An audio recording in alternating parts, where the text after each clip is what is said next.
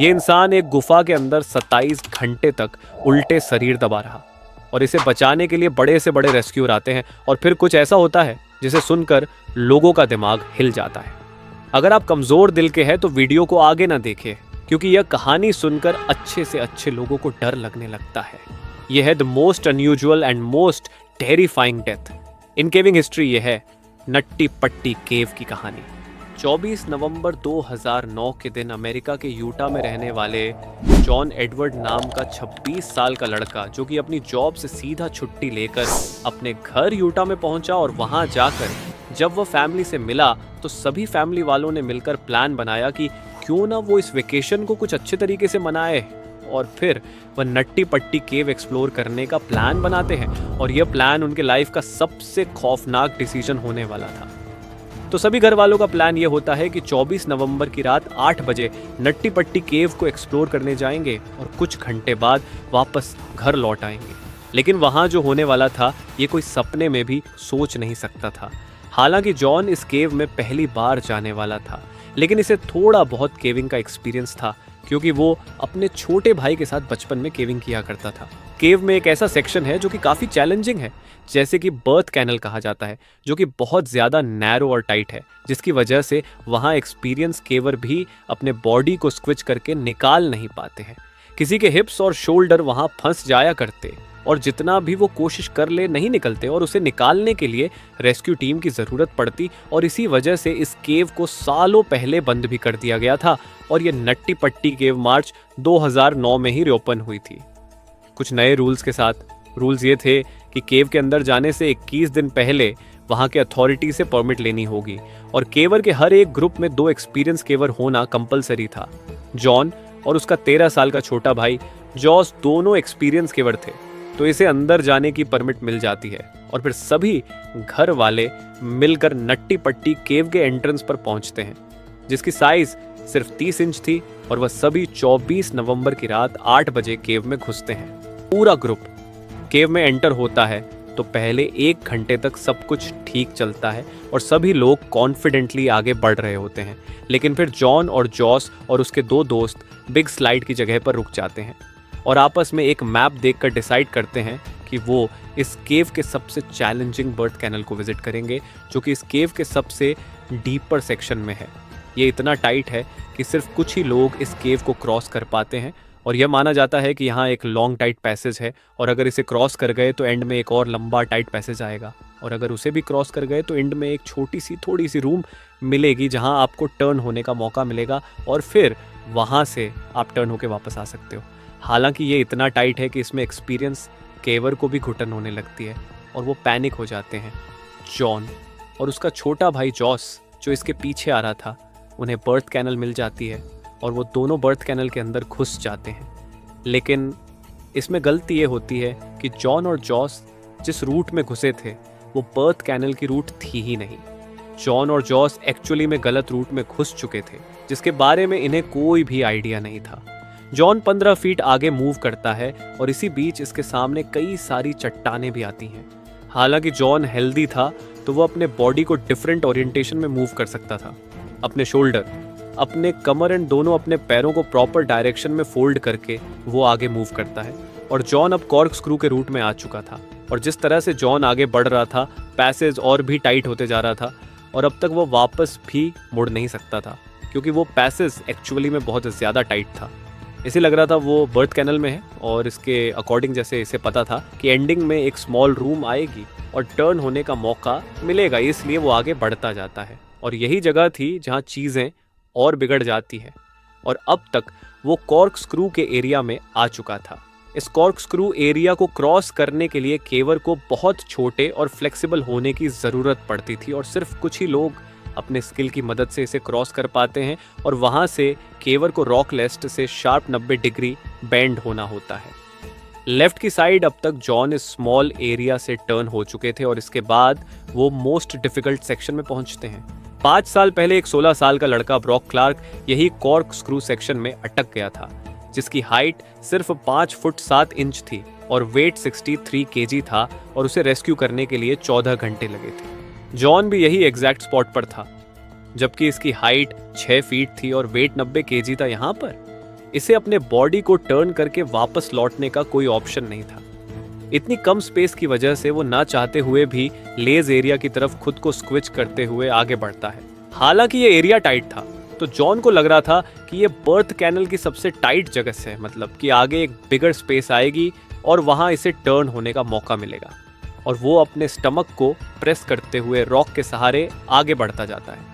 वो don of direction में move कर रहा था, मतलब जमीन से एग्जैक्ट नीचे की ओर। जॉन को पता नहीं था वो कहाँ पहुंच चुका है। उसे उम्मीद थी कि आगे कोई एक ओपनिंग जरूर मिलेगी, और फिर वह तभी स्पीड में नीचे गिरने लगता है और खुद को अपने हाथों से पकड़कर जोर से चिल्लाता है और अपने भाई की ओर कहता है, जॉस तुम इधर मत आओ, मुझे फॉलो मत करो। अपने कंधे के सहारे इसे आगे बढ़ना जरूरी था बाहर निकलने के लिए।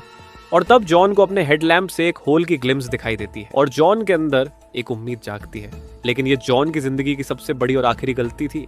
वो आगे बढ़ता है और अपने सर को होल में डालता है, और एग्जैक्टली वो जिस टनल में जा रहा था वो अननोन थी, और अब वो वहां पहुंच चुका था। और वो टनल और भी टाइट था और वह स्पेस बहुत कम थी। और जैसा कि उसने सोचा था कि आगे ओपनिंग मिलेगी, लेकिन आगे रास्ता बंद था।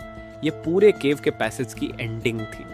इस जगह की स्पेस 18x1 इंच थी, मतलब कि एक लैपटॉप स्क्रीन जितनी। वो कंप्लीटली अपसाइड डाउन पोजीशन में था, मतलब कि सर नीचे और पैर ऊपर और करीब 70 डिग्री एंगल में मुड़ा हुआ भी था। वो खुद को ऊपर पुश करने की कोशिश करता है, but this whole was exhausting. इसके एक हाथ यूजलेस पोजीशन में फंसे हुए थे और दूसरा हाथ इसके चेस्ट की ओर मुड़ा हुआ था। वो दीवार के सहारे खुद को पुश करने की कोशिश करता है, लेकिन इसे जल्दी रियलाइज हो जाता है कि इसके सारे मेहनत के बावजूद भी वो मूव नहीं कर सकता, और इसके पैर भी होल के सबसे स्मॉल साइड में फंसे हुए थे। वो जॉस को दोबारा चिल्लाता है, जबकि जॉस इसके पीछे ही था कॉर्क स्क्रू पाथ पर। लेकिन वो अपने भाई की तरह इस एरिया से क्रॉस नहीं करता, बल्कि वो अपने फीट को आगे करता है और फिर अपने सर को पीछे रखता है ताकि वो आगे से आसानी से रिटर्न हो सके। इसे जॉन की आवाज़ कंटिन्यू सुनाई दे रही थी, और फाइनली पहुंचता है वो उस जगह पर जहां वो देखता है कि जॉन एक होल में घुसा है और होल ने इसे पूरा निगल लिया है और उसकी सिर्फ 2 पैर ही दिख पा रही है। वो जॉन के दोनों पैरों को अपने पैरों से पकड़कर खींचने की कोशिश करता है, लेकिन जॉन थोड़ा सा ऊपर आता और फिर ग्रिप छूट जाती और जॉन फिर वापस इनिशियल पोजीशन पर चला जाता है। और बार बार ऐसा करने से कुछ नहीं हो पा रहा था, और इस सिचुएशन में दोनों फ्रस्ट्रेट हो जाते हैं। और जॉस को यह बात समझ में आ चुकी थी कि यहाँ प्रोफेशनल रेस्क्यूअर की मदद लेनी होगी, और दोनों के बीच में ये डिसाइड होता है कि जॉस बाहर जाएगा मदद लाने के लिए, और जॉन यहाँ अपनी पूरी कोशिश करेगा रिलैक्स रहने की और धीरे धीरे सांस लेने की, क्योंकि यहाँ ऑक्सीजन की बहुत ज्यादा कमी थी। खैर, जॉस केव से बाहर आता है और सभी को इसकी जानकारी देता है और रेस्क्यू टीम को बुलाया जाता है।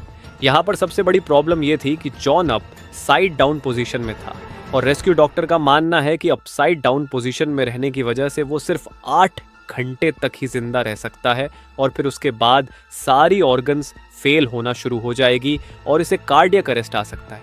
जॉन के रेस्क्यू के लिए सबसे पहले एक फीमेल रेस्क्यूअर अंदर जाती है जिसका नाम था सूसी, और वो अपने पैरों में रस्सी बांधकर अंदर घुसती है ताकि वह अंदर जाकर अटक ना जाए। इसकी हाइट सिर्फ 5.3 फीट थी, जिससे सुशी को कॉर्क स्क्रू एरिया से क्रॉस करने में बहुत आसानी हो जाती है, और रात को 12:30 बजे जॉन से मिलती है। और अब तक जॉन को वहां फंसे हुए 9 घंटे हो चुके थे। फिर सुशी और उनकी यह बातचीत होती है। Hi John, my name is Sushi, how it's going? Hi Sushi, thank you for coming, but I really want to get out. Oh no worry John, you are going to be out of here. John को ये professional help देखकर लग रहा था कि वह तुरंत यहाँ से निकल जाएगा, लेकिन वह गलत था। सूसी ये देखकर समझ चुकी थी कि ये सिचुएशन जितनी बुरी दिख रही है, ये उससे ज्यादा बुरी है। सूसी रस्सी से जॉन के पैरों को बांधती है और खींचने की कोशिश करती है, लेकिन रोप में फ्रिक्शन बहुत ज्यादा थी, जिससे वो इफेक्टिवली रस्सी को खींच नहीं पाती। सुसी सब कुछ कोशिश करती है जितना वो कर सकती थी, लेकिन वो भी 2 घंटों में फ्रस्ट्रेट हो जाती है और उसे भी यहाँ से बाहर जाना पड़ता है। बाहर सभी रेस्क्यूअर मिलकर जॉन को बाहर निकालने के लिए एक प्लान बनाते हैं। डिसीजन ये लिया जाता है कि वहाँ एक पुलिस सिस्टम इंस्टॉल किया जाएगा और एक मशीन से उसे खींचा जाएगा, क्योंकि 5 साल पहले ब्रॉक क्लार्क भी कॉर्क स्क्रू एरिया में अटक गया था तो उसे पुलिस सिस्टम से ही निकाला गया था। इक्विपमेंट के सभी पीसेस को कॉर्क के दूसरी साइड ले जाने में घंटों लग रहे थे और टनल एक्सट्रीमली टाइट थी और सिर्फ छोटे टूल को ही अंदर ले जाया जा सकता था और असिस्ट करने के लिए एक टाइम पर सिर्फ एक ही पर्सन हो सकता था और उस पर्सन को कद में छोटा और फ्लेक्सिबल भी होना ज़रूरी था ताकि अच्छे से क्रॉस कर पाए। ये कोई सिंपल सिचुएशन नहीं थी और हर एक पुलिस सिस्टम को इंस्टॉल होने में घंटों तक टाइम लग रहा था और इसी दौरान केवल जॉन से बात करके जॉन को रिलैक्स रखने की कोशिश भी कर रहे थे।